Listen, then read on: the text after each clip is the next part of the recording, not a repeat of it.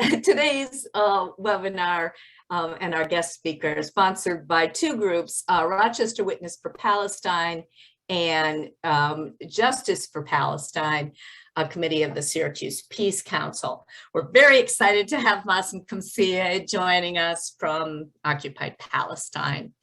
He'll be giving a presentation entitled Colonization versus Sustainability of Human and Natural Communities, Case Study in Palestine. The presentation will be about 45 minutes long, followed by plenty of time for question and answers. Mazin has asked that that be the case.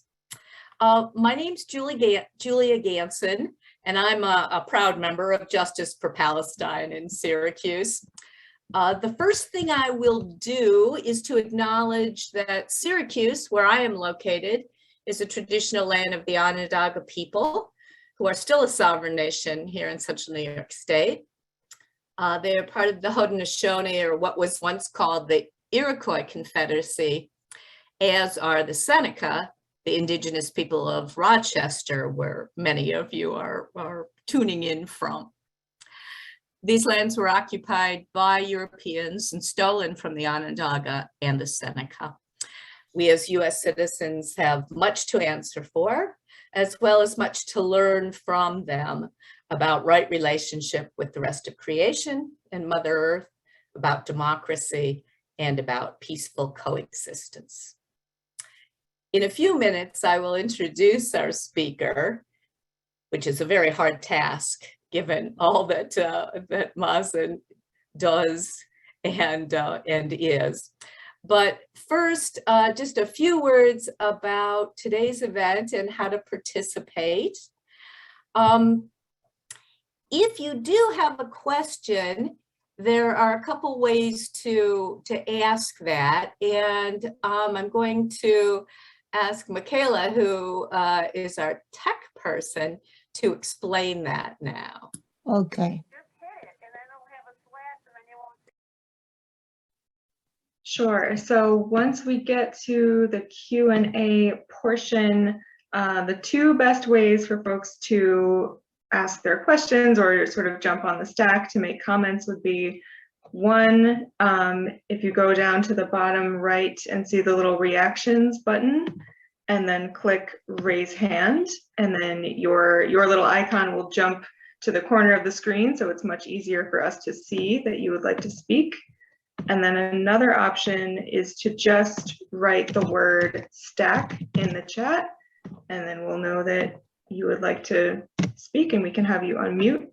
And we'll just take note of who'd like to speak and make the stack and keep track of folks. But if anyone has any questions on either of those options, please do feel free to speak up now, and I can kind of go through them a little more clearly if that's helpful.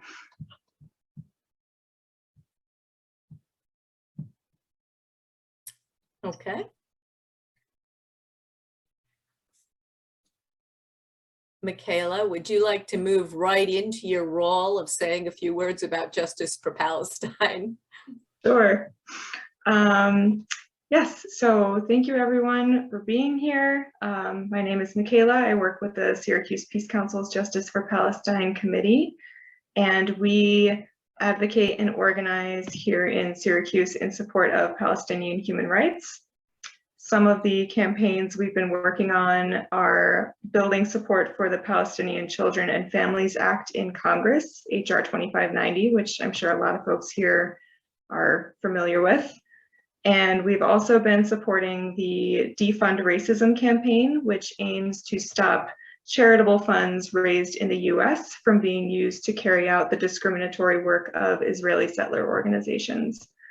And we've held many educational events in the past and are always grateful for opportunities to host speakers such as the phenomenal Dr. Mazin Qumsiyeh today.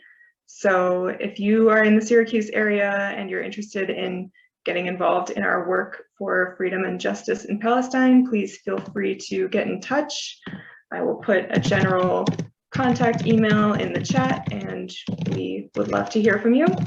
But otherwise, thank you so much for being here. Thank you, Michaela. And Richard, I think you're going to say a few words about the Rochester group. Yes, thank you. The fact that Mazin's original plans had to change actually brought us together. At one point, Syracuse and Rochester were both vying to have him come to our place and speak. And then because of COVID, he couldn't come at all to the States. And so this has enabled this gathering to happen. And so we've had really some nice relationships in planning this together. Rochester Witness for Palestine began over 10 years ago now. And it was a gathering that was called together, I think, by Elaine Johnson and people who had all had personal experience in Israel-Palestine came together because we wanted to do something in advocacy for Palestinian people. In that period of time now, we've had a Witness Palestine Film Festival for 10 years that we air in October. And in each case, these award-winning films are accompanied by a live presence and interaction with the filmmaker. And that's been an exciting experience. Another great thing that happens, thanks also to Jewish Voice for Peace here in Rochester, is that we sell Palestinian olive oil at the public market when the weather's warmer than it is now. And this has been a very, very popular thing to do. We've had hundreds of interactions with people along the way, talking about Palestine, handing out the famous card that I guess Mazin's son designed, which shows the shrinking map of Palestine. And we found a lot of goodwill along the way, and it's been a really good way to connect with folks. We are just in the exploratory stages now of trying to create a sister city relationship with Hebron, and we have good people working on that. So those are some of the things that we do. And if you want to get involved, if you're in the Rochester area, it's RW4, the number 4, rw4p.org. That's our website. And we would love to have you get involved with us. And thank you, Syracuse. Thank you, Richard. I'll say one more thing, that my wife and I went to Israel-Palestine with the Baptist Peace Fellowship back in 2009. And it was at that time that we met Mazin. And we followed his work all this period of time, and are just so touched by his energy, his vision, and the expertise that he brings, not only scientifically, but organizationally. And so it's really great to have you with us, Mazin. All right. I think we may be a real mix of people, many who know Mazin, some who don't know so well. As I said, it's a hard task to do an introduction of him because he's done so much in so many areas. But let me try to say a few things. Dr. Mazin Qumsiyeh teaches and does research at Bethlehem and Birzeit universities. He previously served on the faculties of the University of Tennessee, Duke, and Yale universities here in the US. He and his wife returned to Palestine in 2008 and started a number of institutions and projects, such as clinical genetics laboratory that serves cancer and other patients. They founded with their own donation of $250,000 and still run, as he likes to say, as a volunteer director, the Palestine Institute for Biodiversity and Sustainability at Bethlehem University and the Palestine Museum of Natural History. He's published over 140 scientific papers on a wide range of topics, from cultural heritage to biodiversity to cancer. And his books, articles, speaking, cover topics in the natural sciences, the social sciences, and in human rights activism. He was born and raised in Beit Sahur, the biblical shepherd's field just on the outskirts of Bethlehem. He has said that his firsthand experiences as a Palestinian Christian and his educational background in universities in both the Middle East and the US have helped shape his evolving worldviews. He was raised under Israeli occupation. His large family still resides in the area. And then about 15 years ago, he became active more directly in social and political causes. During my own year living in Palestine as a Fulbright scholar in 2017 and 18, I spent some very satisfying times at the museum and the Center for Biodiversity, helping to harvest olives, working in the gardens. And in my study of Palestinian human rights activism and nonviolence, I found his books, two of his books particularly helpful, and I would urge you to look at them if you have not. One is called Sharing the Land of Canaan, Human Rights and the Israeli-Palestinian Struggle. And the other one is called Popular Resistance in Palestine, A History of Hope and Empowerment. He and his wife, and I think we should welcome and say hello to Jesse Qumsiyeh as well at this point. Thank you for helping get this all together. He and his wife and dozens of other volunteers and staff continue to, as they put it, have joyful participation in the sorrows of this world and make a real difference for sustainability of both nature and of human communities.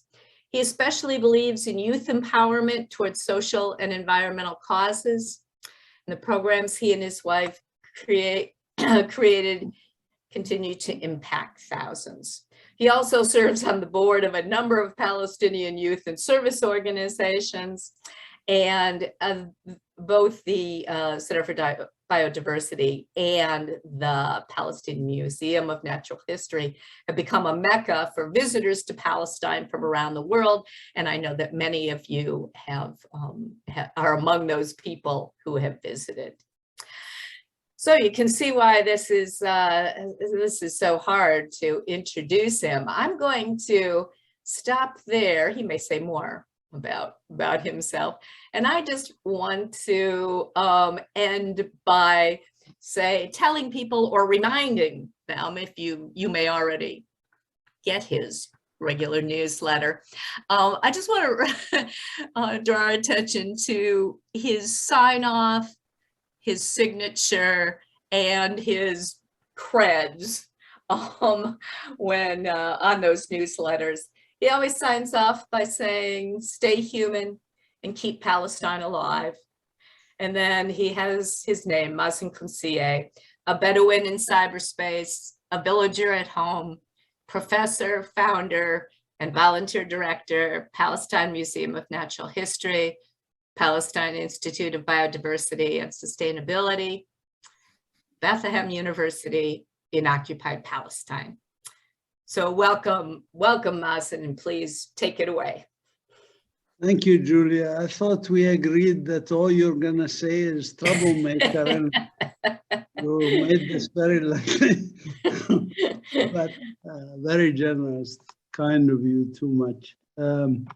Anyway, I will share my screen and show a few slides. I'll try to make it informal and actually quicker than 40 minutes, maybe half an hour only, because it's a small group. We can have interactions more. So the more time we have for discussion, the more we can cover areas that you might be interested in, etc. So I'll skip a lot of the slides that I normally give or that I just gave in the presentation to California. But anyway, Palestine, of course, is an important area geographically. It's where humans migrated out of Africa to the rest of the world. So actually, you guys are all Palestinian if you want. And this is the Fertile Crescent, where humans first developed agriculture and invented the alphabet, including the ABC that you use. And before 1948, 70% of our people were subsistence farmers, if you want. Of course, colonization, I don't want to make this a political talk today, but we have a problem here, which is the situation that was created when there was a movement in the late 19th century, supported by Western powers, to take Palestine and change it from a multi-ethnic, multicultural, multi-religious, and even multilingual society to make it into the Jewish state of Israel. This movement is called Zionism, and this has quite transformed the area here in every aspect, including in environmental issues, which I'll focus on a little bit later. But 8 million of the Palestinians are refugees or displaced people out of a total of 16 million people. And as mentioned, my son was inspired to draw this shrinking map of the US of Palestine when he saw in one of the textbooks he was using in middle school in North Carolina, a shrinking map of the US. So he asked me, Dad, isn't this what happened to your country? I said, no, it's what happened to your country. And then he said, well, shouldn't you draw one like that? I said, yeah, shouldn't you draw one like that for Palestine? So he did, and I used it in my book and so forth. But the shrinking map of Palestine ended up continuing to shrink, of course, after 1998. And today the Palestinians are left with 8.3% of the land in the Galilee, in the West Bank, and in the Negev and in Gaza, which is similar, actually worse than South Africa under apartheid, because in South Africa under apartheid it was 11.5% of the land. This is settler colonialism, and I guess you heard the introduction, and I know many of you, and you're very familiar with it and with its symptoms, and I won't bother you with this. There is really 3 outcomes for settler colonialism, either the Algeria model or the genocide model or the coexistence model, where descendants of the colonized and colonizers live in one country. And since most of the world countries have the third model, the prognosis here is going to be that outcome. Now, in terms of the environment, of course, globally, the environment is impacted and is heavily impacted by human activities, be it climate change, overexploitation, pollution, etc. But we can also add colonization, because colonization does impact the environment, including here in Palestine. For example, there is what's called green colonization, where Israel, for example, destroyed a lot of the native trees and planted in place of them European pine trees, which are more susceptible to fires. Ironically, this fire just in West Jerusalem this past summer exposed the terraces that our ancestors have built there, and Israel has used the trees to try and cover up the other trees that they destroyed, but the terraces showed up after a fire, Diversion of the waters, like in the Jordan Valley, diversion of water to the west that dried up the Jordan Valley, or the drying up of the lake Hula and the wetlands of the Hula area, which used to get millions and millions of migratory birds, and 219 species disappeared.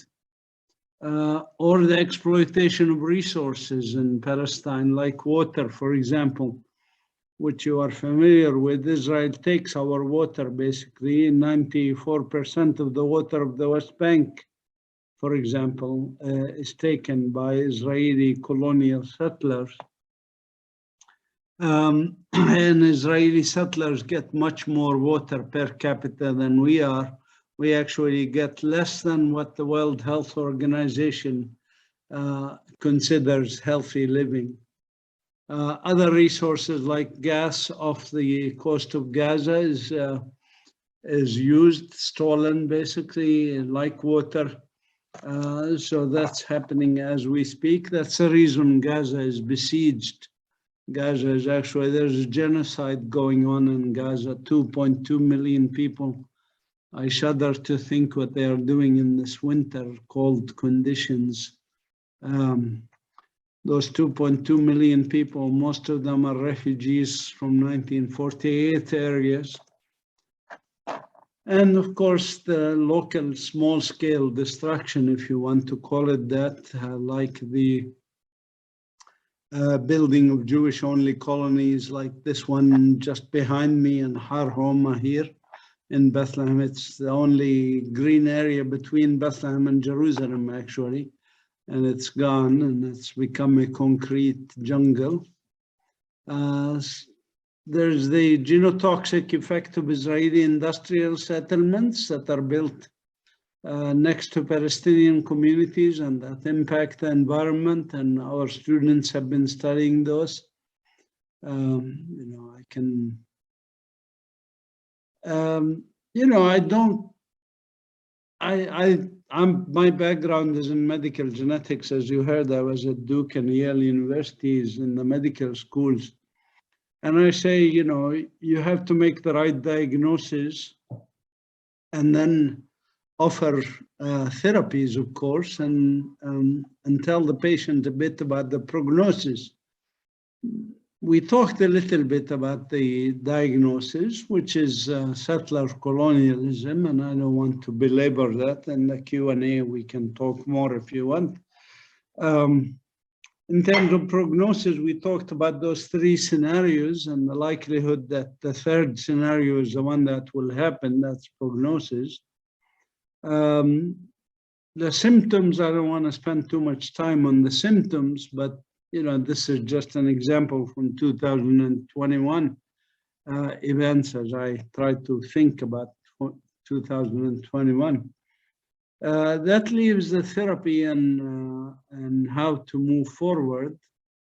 I like this picture of, you know, what would happen if Mother Mary came from Nazareth to Bethlehem today. Okay, so the question to really for all of us is what's a therapy and what is our role in it? And I must tell you, you know, the world is not very healthy, you know. You already know that, I think. Globally, you know, the greed and the wars and conflict. I mean, in Yemen, there's genocide going on. Children of Yemen are dying by the thousands, thanks to a US, Israeli, Saudi, Emirati-sponsored war. There's in Syria, there's in Iraq, there's problems now between Russia and the US because the US is expanding NATO east the borders of Russia, and Russia doesn't like it. And so there's all these problems, and we can talk endlessly about these symptoms, but they all end up like these sheep that are going to run off the cliff, you know, if we don't get our act together. And unfortunately, you know, the way the world works is there are so few people that are awake, that are saying, hey, stop, let's think about this. Where are we going? What are we doing? And why are we doing this? These kinds of questions are actually suppressed. They are suppressed from very early on in children. You know, our children, you know, here in Palestine, for example, children, once they start talking, they start asking questions. Why is the sky blue? Ah, shut up, God made it this way. Why do you ask such silly questions, you know? We suppress children's ability to be creative, to think, to invent, to deal with their problems, or even to think about the problems. And how do we stop them from thinking about the problems? We fill their heads with fear and with consumerism and stupidity, basically, and that's how we do it. So, having said that, and I think you would agree with me, we don't want to go to a pre-COVID world. We want a new world. And humanity has been rising, asking for a new world. We were a tiny minority. I'm a biologist and environmentalist. And when I used to speak about climate change 10, 15 years ago, people shrug their shoulders and say, he must be crazy or whatever. Now people are seeing, fluctuations in the weather, hurricanes, floods, things like that, and they start to paying attention. So, so we have a chance. We have a chance to remedy the situation. Now, how do we remedy this? This is where, we talk about therapy. But again, my therapy is not about therapy for Palestine or for Israel, for that matter, which is the same country. I think we need therapy for the planet. The planet is ailing. The planet is sick. And we really have to remodel it in a new direction. So how do we do that? And I've struggled with this, actually my activism started when I was 20 years old and I'm now 65. So 45 years I've been struggling to think, what is my role and what can I do and what can other people do and where am I most useful? And this is part of the reason why some people told me, you're crazy, you keep changing careers or changing direction or changing where you are. Why do you jump from University of Tennessee to Duke to Yale University and then jump to Palestine and, stick with one thing and do it for a long time. Sorry, but I think, one grows and one thinks of better ways to use their time and their resources. And I've been struggling, what is the best use of my time, my resources, whatever. So the last thing I was doing is this Palestine Institute for Biodiversity and Sustainability. Does not mean it's a thing I'll be doing for the next 10 years if I live that long. I may switch again to something else if I find that it would be helpful. But for now, I thought the best way is to focus on children. So how do we do that? And why?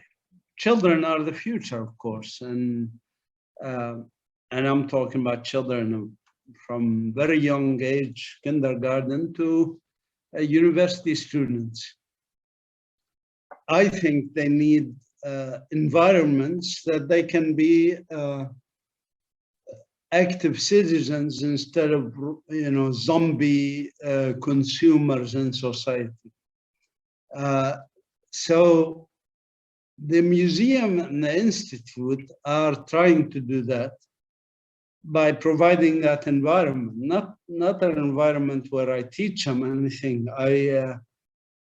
I just created the environment, and like you create a pot of soil with good nutrition and sun and water and light and whatever, you create this environment and then they grow on their own, So that's the idea of this institution. And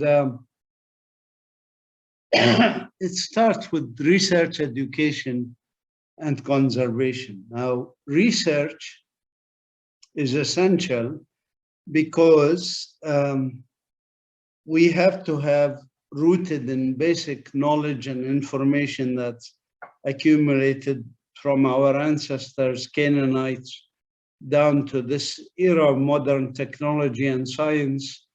And we have to be able to judge good knowledge from, other knowledge and so on, or other beliefs, as Donald Trump would tell us. But anyways, that's why we need research. And then when we talk about education, we need to talk about basically that environment of learning that students get that they may not get otherwise, or they may be suppressed in their home or in their communities with the classic ideas that are not quite right. And then we can go to conservation and even restorations and other things according to the UN Sustainable Development Goals. That's basically changing the pattern you see at the bottom, where I am the one, ego, male over everything else, to a sense of unity, and we are one and we need each other, caring for our planet, etc. This is the institution with showing you, we have a botanical garden, we have greenhouses, we have a building with solar power, and another building to the north now. We are going to expand there. This is what it looks like. It has a museum of natural history, it has a museum of cultural heritage, etc. We work with farmers, for example, on increasing production, permaculture, things like that, aquaculture, aquaponics. We have a community garden. We work with women, for example, on marketing their products and empowerment of women, or on them women making good products from natural ingredients, products for house care, household care. We have summer camps, and we work with children of all ages, if you want, via having them enjoy themselves at the same time. You know, again, having that environment where they mature and grow and create and so forth without that social and other former pressures that really sometimes are harmful, political pressures, economic pressures, etc. We also take care of animals, like an animal rehabilitation unit that we have. And these are some of the people that are involved with our work. We have been selected, by the way, to do the National Biodiversity Strategy and Action Plan for the state of Palestine. And we have a group called Palestine Action for the Planet. So we're thinking long-term to 2050, where we are going and what we plan to do and so on. These are just some of the people that we interact with and some of the people that work at the Institute. Many of them have corona now, unfortunately, including Rami in the upper left-hand corner. So we have to isolate and work from home. But if we get over this, you're welcome to come visit again, and hope you can soon, and volunteer with us, do your work with us. We have big plans for the future, which I can talk about if you want, including green buildings and so forth.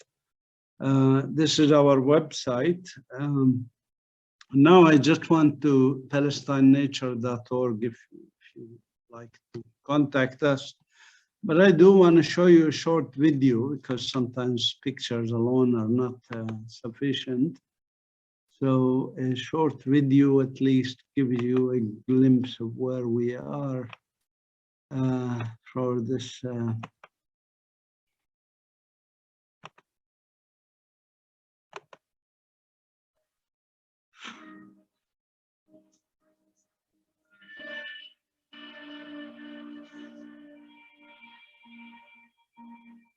تم إنشاء مركز تنوع الحيوي في عام 2021 من دعم الاتحاد الأوروبي، وهو تحت مظلة معهد فلسطين للتنوع الحيوي والاستدامة في جامعة بيت لحم. تم إنشاء المعهد في عام 2014 وفتحه للجمهور في عام 2017، واللي بضم عدة مراكز، منها متحف فلسطين للتاريخ الطبيعي، متحف الأرض والإنسان والحديقة النباتية، وعدة مراكز أخرى. كانت صورة كبيرة لفعل أبحاث ولتعليمها نوصل لفكرة الحماية والاستدامة، ولكن أجا مركز التنوع الحيوي اللي جمع كل هذه الأمور وصار فيها دراسات التنوع الحيوي والتنوع البشري هدفها الأساسي لاستدامة الإنسان وحماية التنوع الحيوي فيها وحماية الإنسان الأصيل فيها.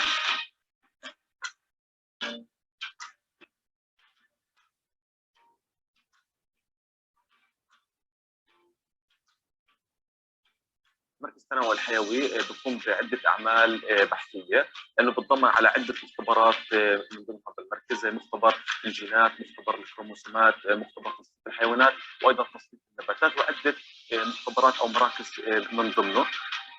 عندنا احنا رؤيه انه انا ما بقدر اوصل لفكره المركز اللي هي الاستدامه والحمايه الا اذا انا قدرت اسوي بحث، اللي من هذا البحث اطلع نتائج صحيحه اللي اقدر ادرسها للطلاب او للمجتمع المحلي بطرق تكون اكثر فاعليه مع المجتمع، حتى اوصل لفكره الحمايه والاستدامه للابحاث اللي لها علاقه ان كان بالتنوع الحيوي الحيواني او النباتي او التنوع البشري الموجود عندنا. عندنا عده من ضمن كمان المراكز، في عندنا مركز لاعاده تاهيل الحيوانات، في عندنا كمان زي مجموعه كمان بتقوم بدراسات مكتبيه او استشارات لبعضها، واخر استشاره قمنا فيها او بنقوم حاليا فيها اللي هي التقرير، قمنا بالتقرير الوطني السادس، وهلا حاليا في خضام الاستراتيجيه الوطنيه لحمايه التنوع الحيوي لفلسطين. يعتبر مركز التنوع الحيوي التابع لجامعة المفتاح من المراكز الرائدة والمميزة في عمل الأبحاث التي تعمل على اللي هي اكتشاف المناطق الهامة للتنوع الحيوي، والتي تعتمد عليها السلطة الفلسطينية وبالذات سلطة جودة البيئة في الحفاظ واتخاذ الإجراءات الحفاظية للحفاظ على هذا الموروث الطبيعي في فلسطين.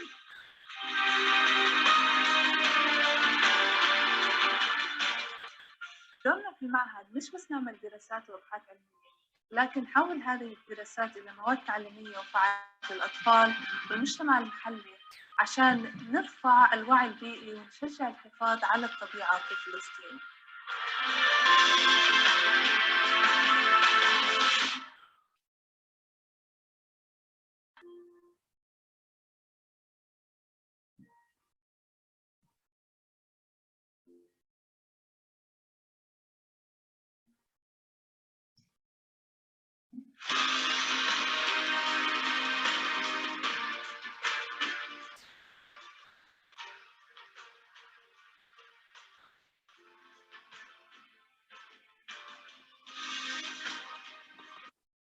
Okay, well, this was one of the short videos. We have several other videos we can share with you later if you want to be on our email list or to share with us anything, or I'll put my email in the chat room in a minute.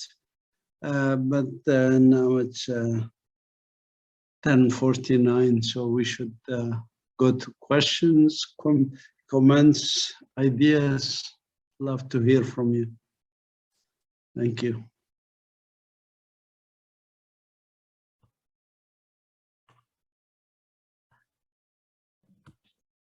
Thank you so much, Mazin, for that wonderful presentation and that beautiful video. So if folks have comments or questions, just to review, you can use the little raise hand function under the reactions, or you can put the word stack in the chat, and we'll just keep track of who would like to speak up. Yes. Okay, Mazin, you forgot to say about the geodiversity of the Holy Land of Palestine. You know, in spite of the area is very small, but because of the Great Rift, many geo features had been exposed or outcropped, and these are rich in rock types, minerals, fossils, and this is also a very good literature for the Palestinians to know. There are many types of very rare rocks just found in this area, because this area has been subjected to a great stresses as a rift area. It is, in fact, the largest rift in the world, the Afro-Arabian rift. And you know, one unique, only one unique, but many things also, many other things are unique. The Dead Sea, for example, it has a very, what can I say, rare and very rich. It is very rich in salts, which are very, very expensive. This is just my comment, and you didn't come to the geo articles that we have in the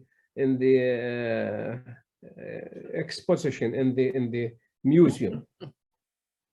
Thank you, Talib. By the way, this is Dr. Talib Al-Harithi. He's a geologist who actually donated his collection to the museum, and we have a section of geology and paleontology that he's essentially curating as a volunteer with us, and we published papers with him, and hopefully we'll publish some more. But he's right, the Dead Sea, for example, is the lowest point on Earth, and these can also be attractions, not just for ecotourism, but also for geological tourism, geoparks, and so on. Thank you, Talib. No.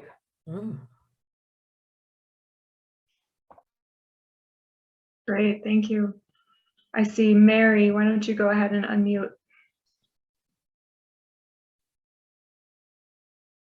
Mary, you're mute. Mary, you're mute. We can't hear you. There, now you can hear me, Yes. right? So this is the right Mary, correct? Okay. I just want to be a part of this group and not be anonymous. I'm so pleased to see each of you, and I know there are more than I can see, but my husband, Dr. Nazmi Shahada, came from a family of farmers who, of course, lost their land. And hand you clapped. what? I'm sorry, what? Okay, anyway, his parents did not read or write Arabic. They were Falahin. And my husband, when he passed, was the head of electrical engineering, University of Minnesota. I think that's a beautiful story in many different ways. I have been very active in working for peace and justice, and I'm very grateful that my husband, who did pass in 2007, helped to raise our children to be activists in peace. And I'm just very, very pleased to look at all of you, and I don't know, I'm 77 years old, and I don't know if I can go over there and pick olives or almonds, but I have wonderful memories of the many, many times that my husband managed to get our two sons and myself over, and I just took it for granted. And then when I try to arrange something like that for myself, I think I did not appreciate what he did for us. Anyway, and I just wanted to say hi. My name is Mary Shahada. My husband grew up in the Naba near Tulkarem, and we were fortunate enough to be able to visit many times. And of course, I could describe some things that are unsettling in trying to get there to his family's home. But hi, and I hope to get to know each of you and be more involved in some way. Thank you. Thank you, Mary. And Mary, by the way, is also a donor to the museum, and we really appreciate your support. Thank you. Thank you. Thank you. Also, if I can say something, am I still on? Yes. Yeah. I can't believe this is what I really wanted to say. I belong to an organization at Eckerd College in St. Petersburg, Florida. And it's called the Academy of Senior Professionals at Eckerd College, ASPEC. On Fridays, we have a foreign affairs interest group, and we're trying very hard to arrange to have Mazin, Dr. Mazin, come to speak with us. I don't know how that's going, but anyway, we're hoping that you can come in and speak with us. Thank you. Thanks. Great. Thank you, Mary. I see Beth and then Peter and then Tylo, and then a question from Paul in the chat. So Beth, why don't you go ahead? Okay, I'll probably have more than one if possible. The Palestine Museum and Biodiversity and Botanical Garden look so beautiful. Are Palestinians that live nearby able to go walking there and just enjoy the peace of nature? How is that? Yes, and we are actually even going to expand our project, and we just acquired the mobile unit, which we will have as a mobile museum to go to remote areas and communities that cannot afford to come because of travel restrictions or cost of travel or anything else. So we will have a mobile museum, but yes, we had thousands of people come to the museum, school buses, etc., come and enjoy the garden. This in the next few weeks actually is going to be a really good time to visit the Botanic Garden. We have 381 species of plants in the Botanic Garden, including over 60 rare species of orchids and irises and things like that, that are local endemic species or native species. Thanks.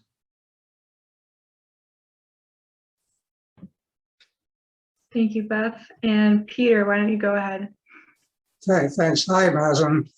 I was wondering, have you had any connection or cooperation with the Rocky Mountain Institute that specializes in non-polluting energy and energy efficiency and development of new energy sources? And are you familiar with them? Yeah, I would love for you to connect us with them. There are so many groups that we should be connecting with and building a global network of concerned people. And the environment, as I said, is an existential issue for us, and we really have to get our act together globally and not just each of us work locally in their own small area. We have actually, this was one of the, when we sat with the staff and the volunteers for our year-end, I could send you also our annual report 2021 to see our activities, or you can just go to our website, palestinenature.org, to see it. But we sit and review our achievement every year, and we plan for the years ahead. And we revisit our 5-year plans, 10-year plans, etc. And one of the main things we talked about when we got together in late December to do this was the need for us to become more global and more influential on the global scale, regional scale, etc. Because our model is actually, we published papers about the success of our model of establishing this with minimal resources, really, and mostly volunteer efforts. We published papers showing this, that this works. And we got interest from other countries, including, I was invited to speak before the corona in places like Uganda and Egypt and the United Arab Emirates and Jordan. And I was planning a trip to the US, as you heard, precisely for that networking abilities in December. Unfortunately, this trip didn't materialize, and we ended up doing these online lectures or talks instead. So yes, I think that's a priority for us to network with others and build the relationship, and hopefully we can also do that via traveling to network. So if you have contacts, please also, any of you have contacts with organizations you think should know about us or can help us or can cooperate with us. We can do joint research, joint activities, learn from each other's trials and errors, so to speak. So we'd love to do that. Thanks. Great. And Tylo, if you'd like to unmute next. Marhaban, Mazin. Tylo here.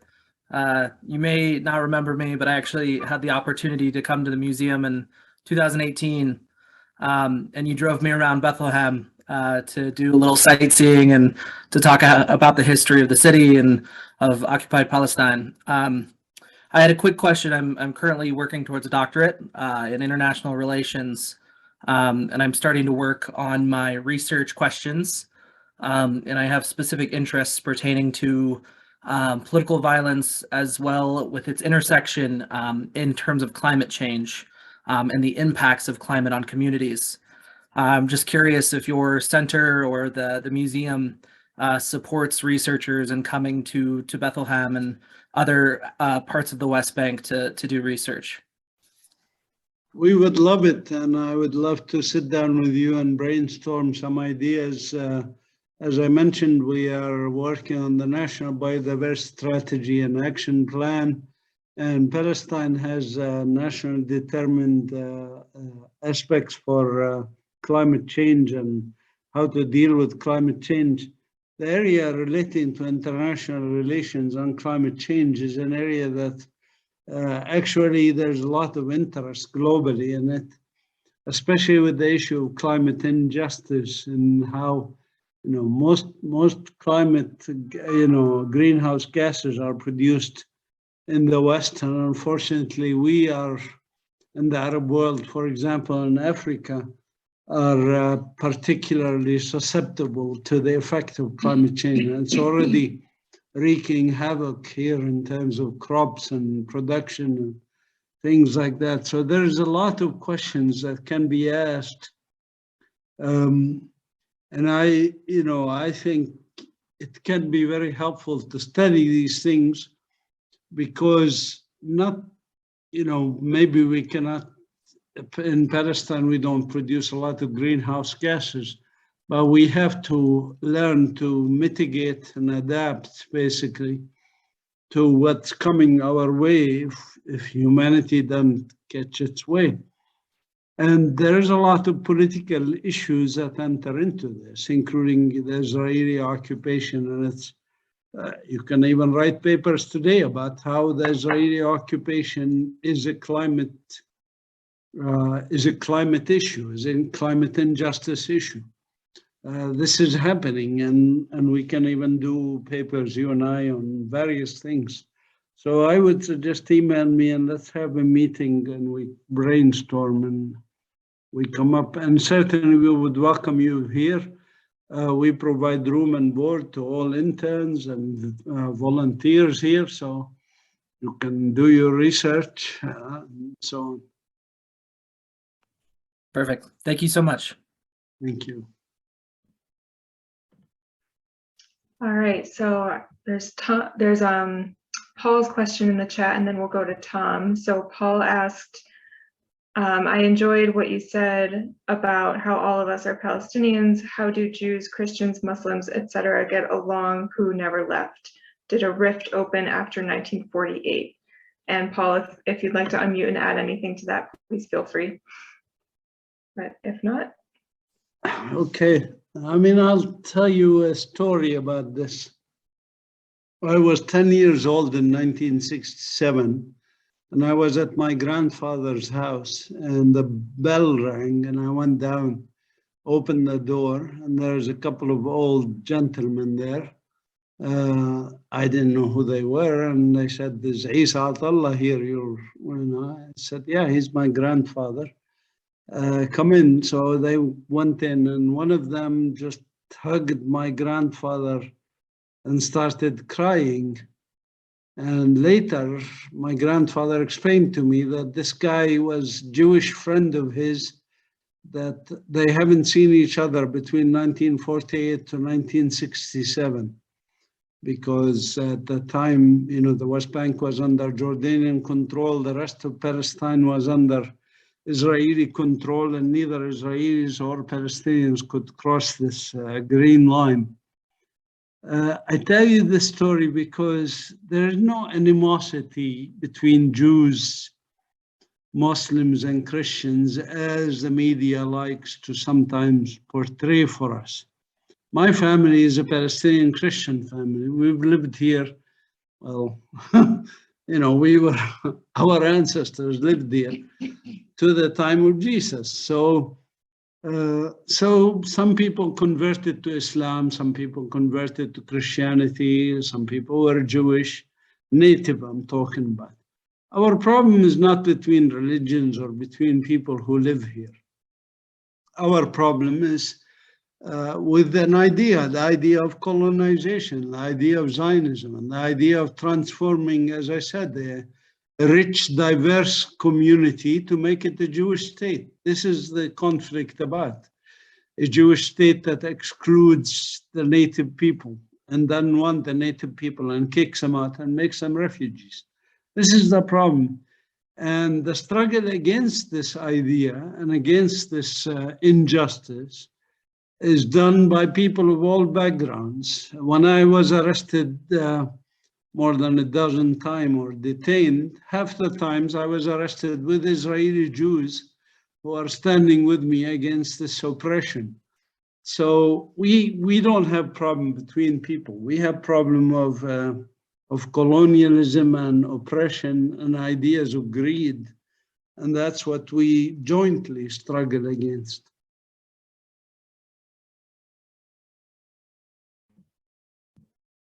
Thank you, Mazin. And so we'll go to Tom and then Beth. Thanks, Michaela. Mazin, I was wondering if your center is in touch with the Heirloom Seed Library in Palestine. Yes, Vivian Sansour is a friend of mine, and I helped her in the beginning of her project with the Batiri woman for seeds. There's about maybe 10 different projects that involve keeping Baladi seeds in Palestine, including by the Agriculture Work Committee that was banned by the Israelis as quote unquote terrorist organization. Israel just banned 7 human rights organizations and farmer support groups, and even a Defense of Children International Palestine branch. Israel labeled all of these organizations as terrorist groups and closed them down and prevents them from getting some funding, etc. So there is a lot of groups that are doing, trying to protect traditional ways of life. And Vivian Sansour is one of the people who's doing this in a location called Batir near Bethlehem.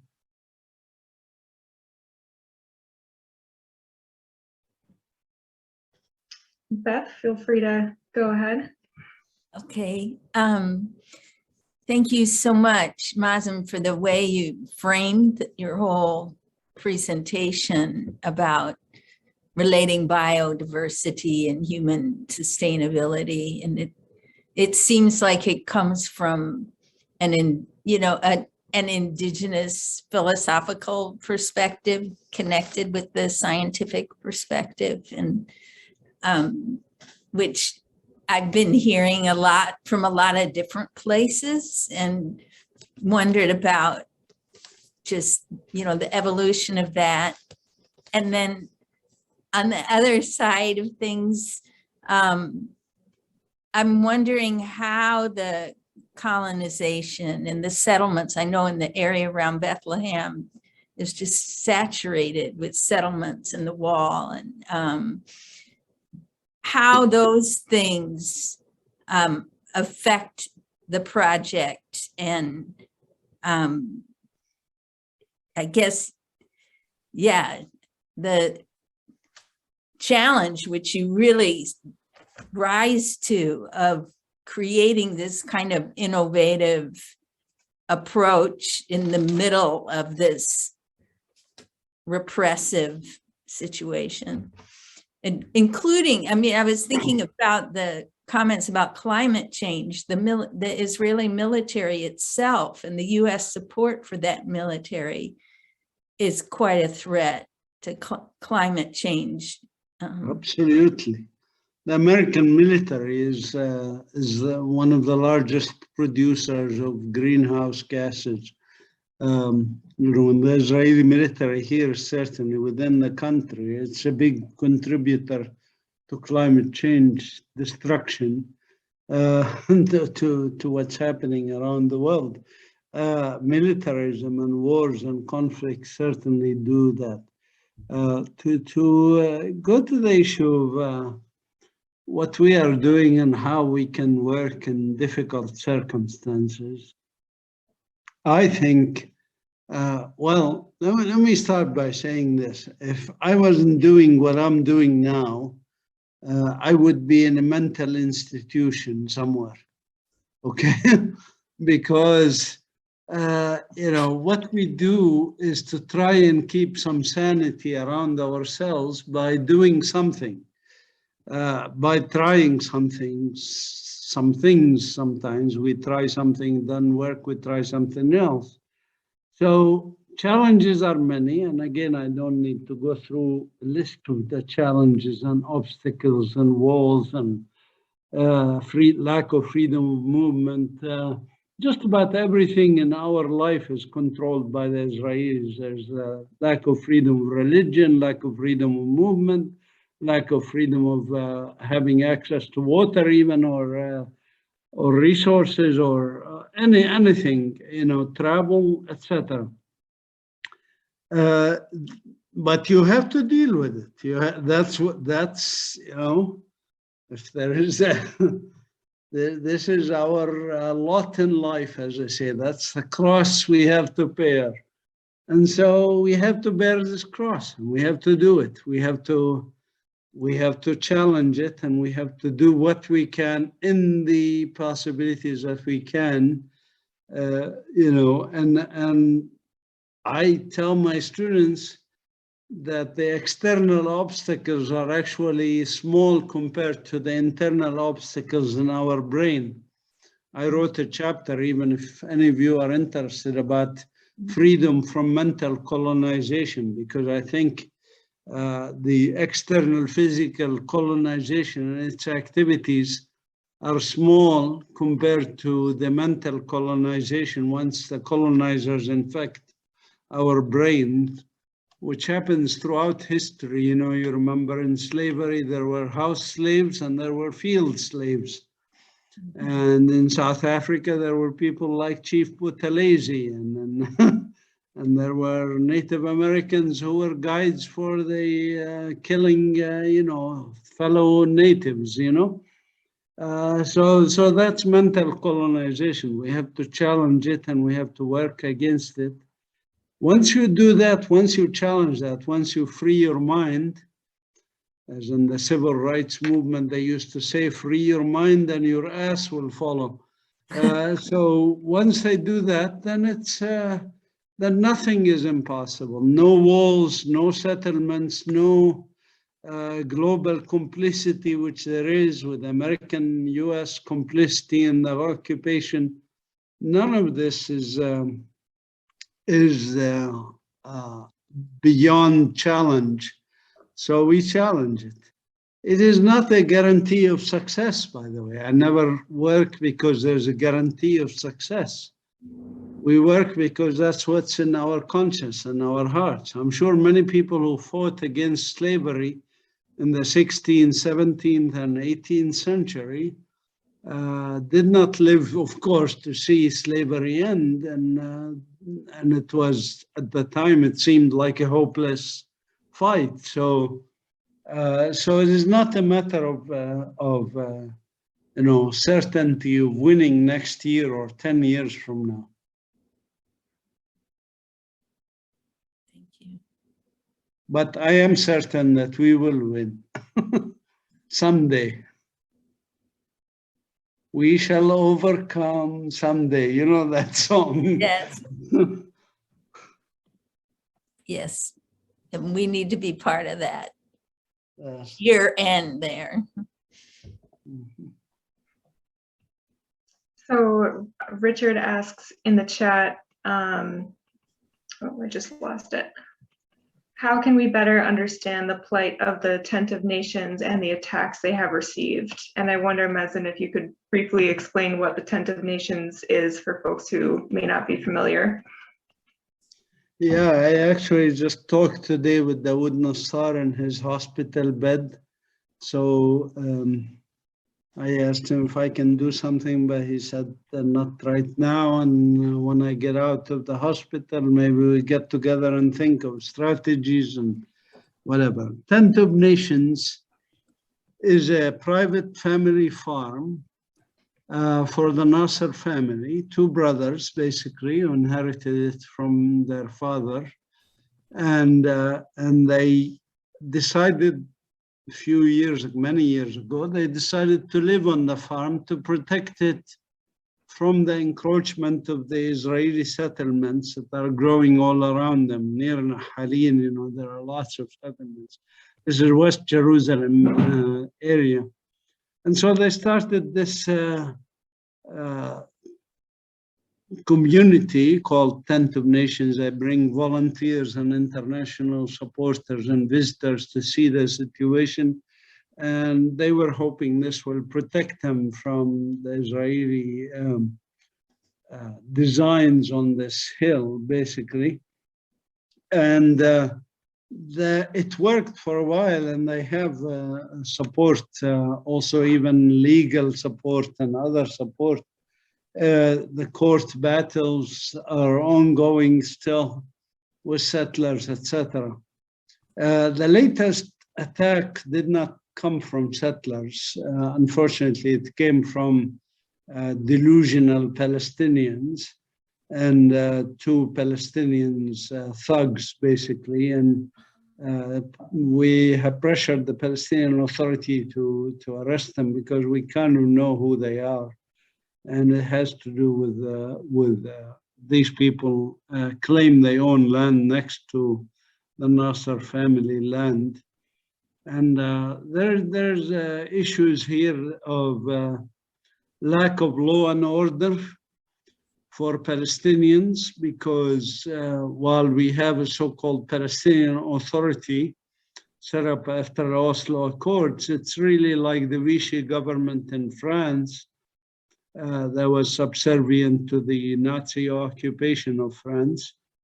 And they do whatever the occupiers tell them to do, and they have limited resources and limited interest in pursuing such cases.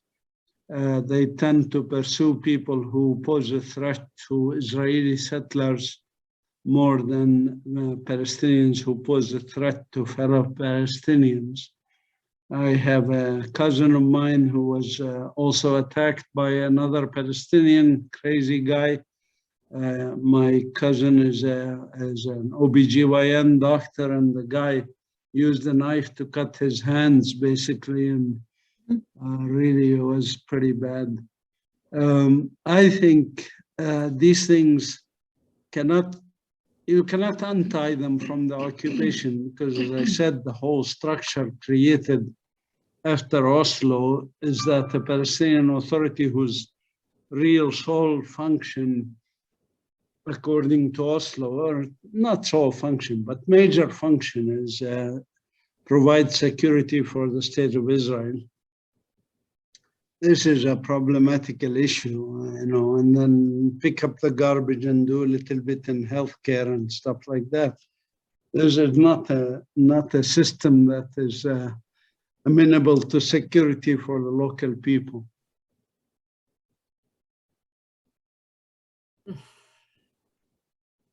All right, I see Beth and then Diane with a question in the chat, and then Julia has a question as well. And then at that point, we might be coming up on our hour and a half here, so we might want to close the stack after that, but I'll pass it to Beth. You can unmute.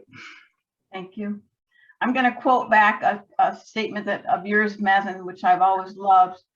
Activism is the antidote to despair. That's what you're practicing. That's what you do, and it's so true for all of us. I wanted to ask about the trees that have been uprooted. You were talking about the pine trees that have been planted. And I've heard that olive trees have been uprooted, but then also stolen and replanted on settler land. And I wonder about that, and also about research that maybe you're doing there regarding agriculture and, for example, how to grow. I mean, olives have been discovered to be one of the great crops for that part of the world. But are there other crops like the Jaffa oranges and stuff that are being researched more at the Palestine Institute to help Palestinians, particularly in farming? Yeah, I mean, as I mentioned, Palestine was part of the Fertile Crescent where humans first domesticated plants and animals. And we had a very rich agricultural history that was very rich production of agriculture. For example, before 1948, in the 1920s and 30s and so on, Europe got most of its citrus plants, citrus fruits like oranges and grapefruits and lemons. They got them not from Spain and Italy as they do now. They got them from Palestine, from Jaffa oranges and things like that. Palestine was very rich in those things. They were all stolen. The olive trees, of course, Palestine is very rich in olive oil production. Much of our olive trees were either stolen or uprooted when they built these massive settlements, massive walls. The wall alone, this apartheid wall that they built in the West Bank, that's now over 600 kilometers projection for its length, has already uprooted 2 million fruiting trees, 2 million, including not just olives, but almonds and figs and, citrus and other things. So yeah, we face a huge challenge in this aspect of trees and productivity. And as I mentioned that before 1948, 70% of Palestinians lived off of, subsistence agriculture. Now, less than 7% live off of that.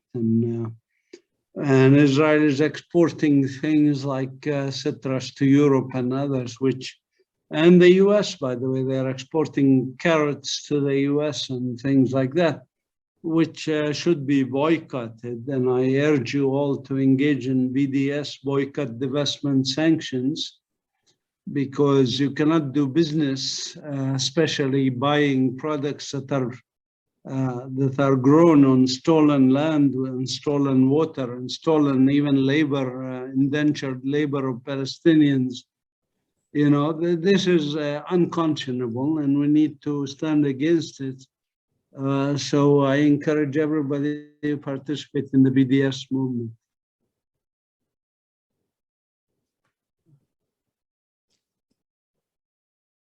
All right, so Diane says colonizers have been responsible for imposition of GMOs and products like glyphosate in many places around the world. Does that include Palestine?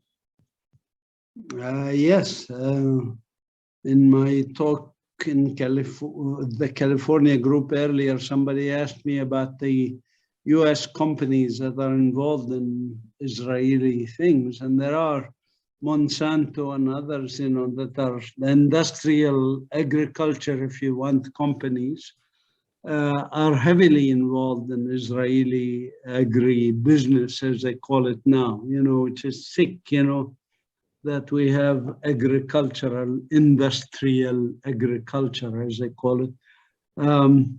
This is, we need to go back to family farms and family-owned ability to produce food sovereignty, as I call it, not food security even. I believe people should have sovereignty over their food production and not be owned by big corporations and big companies, etc.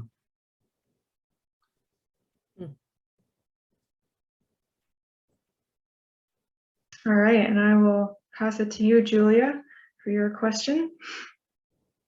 Thank you, Michaela. And I know we're now at 4:22, so I'll make it quick, although I'm sure Mazin could say a lot about this.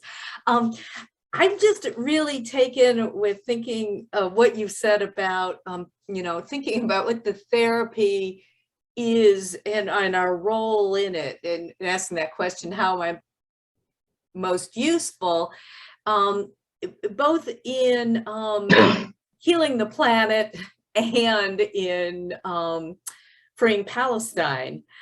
And I'm thinking about ways to do that. When I lived in Palestine, when I asked Palestinians, what can I do? What should I do to help? The most frequent answer I got was, go home and talk to people in the US about what you've experienced here and Palestinians you've known, and particularly the role of the US in, that the occupation couldn't exist for, a day longer without US support. So I wonder if you just have anything else to advise in that process of finding our own, best role and what we can do here, I guess. I'm gonna put the link in the chat. That's basically what you can do. On my website, I have 71 things that people can do from abroad. Okay. So, there are lots of things you can do. People can act in their communities to help bring peace and justice, and in peaceful ways, in ways that convince other people, that grows a community. So you can look at that. But I say that your work in the US is very, very critical. I agree with the people who told you, go home and do your work there. There is so much work to do in the US. The US is the biggest sponsor of, Martin Luther King said this once, and people kind of jumped at him for saying this. The biggest purveyor of violence in the world today is the United States. It was true in 1966, it is still true today. The US government is the government that gives billions of dollars for massive human rights violations and violations of basic dignity and genocide even. Look at its support for wars on Yemen, on Iraq, on Afghanistan, on Vietnam, on many, many other places, Syria, etc. And now they're picking on, they want to expand NATO and go pick on Russia in its backyard. This is one thing, but Israel is shielded from international law by US veto and by unconditional military support. The US gives Israel billions of dollars in military aid, Israel is now the 4th or 5th strongest army in the world, thanks to US support. Israel is shielded from basic international law by the US use of the veto, which was used by the US to shield Israel, actually more than the US used it to shield itself. So the role of us in the US, and I consider myself also a US citizen who has that responsibility, and I lobby in that direction also, is that we have to change that direction of the US because it's self-destructive to US. It's certainly not in the national interest, certainly not in the public interest of the US. We've already spent trillions of dollars. Actually, half of our national debt of 24 trillion is due to wars in the Middle East that we undertook on behalf of Israel. I'm not ashamed to say this. The war in Iraq was not for oil. The war in Iraq was because the Israel lobby pushed the US to go into war in Iraq. That's why we went to war in Iraq, not for oil.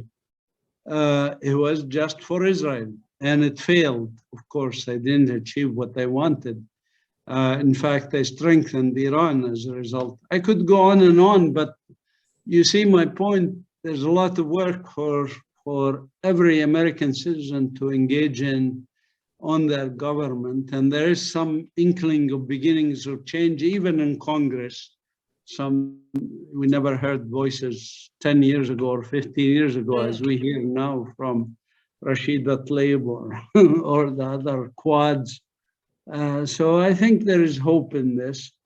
So I think, Huwaida Arraf is now running for Congress, by the way. You guys should support her. She was one of the co-founders of the International Solidarity Movement. So she's running for Congress. Who is that and the name of that person? Could you spell it? Huwaida Arraf. I'll write her name in the chat room. So I actually donated to her campaign. And I think she's worth supporting. Just look her up. You can just Google her name. I put it in the chat room. I see Brent Blyer. I don't know if you want to take his question. He's raised his hand for a while. Brent, you want a quick question? Yes.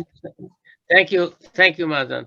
I know a number of people with connections locally who've been to the Arava Institute and either studied there or been involved there or visited there. They have been impressed with what they're doing.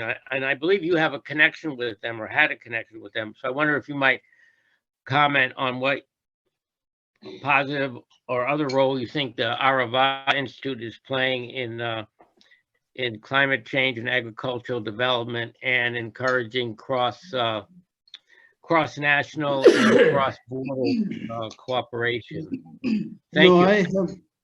Thank you. Very quickly, I have no relationship with the Arava Institution whatsoever, other than some of their students came to visit us informally. That's it. But I won't collaborate with them officially on any level because they are part of a university that is known for supporting apartheid and colonialism, and I don't want to be part of this greenwashing occupation.